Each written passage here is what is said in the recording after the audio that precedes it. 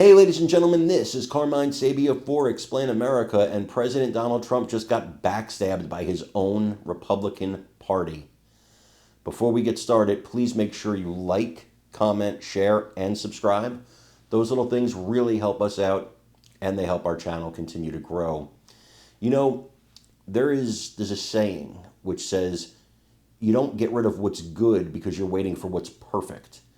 And that's the case with Trump's quote-unquote big, beautiful bill.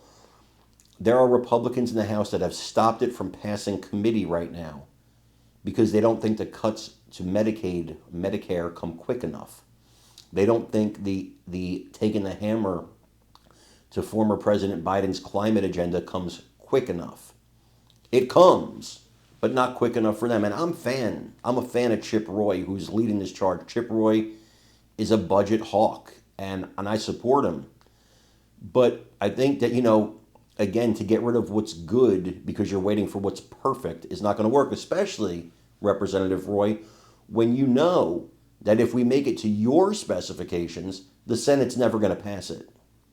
And the House is never going to pass it. There's more people against what you're asking for than there is in favor of what you're asking for. I'm with you. In a perfect world, we would do this your way. Unfortunately, we don't live in such a world.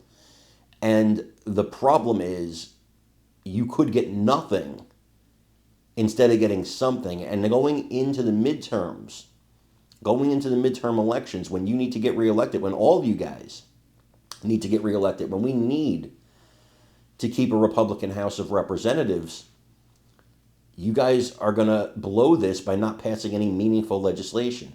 Biden passed the infrastructure. Obama passed Obamacare. You've got to pass something.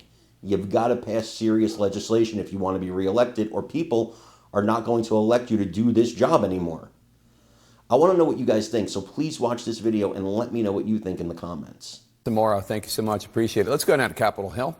President Trump's so-called big, beautiful bill ran into a huge, big, maybe not so beautiful roadblock today. Trillions of dollars in tax cuts, making it absolutely essential to his agenda. CNN's Lauren Fox is joining me now. Lauren, tell us what happened. This bill didn't even get out of committee?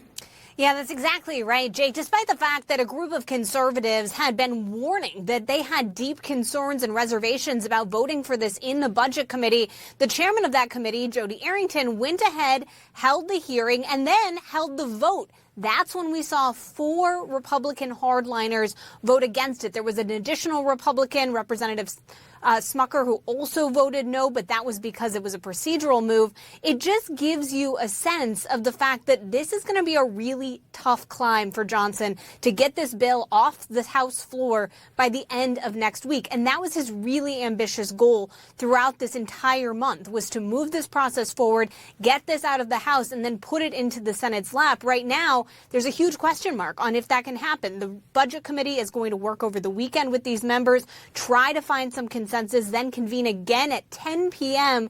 on Sunday night with the hope that by the time next week starts, this will be behind the House Republican Conference. But again, a lot of changes up ahead in this bill, and any change you make to satisfy these conservatives could upset some of your swing district Republicans. So this is a really tenuous discussion right now happening with the House Speaker.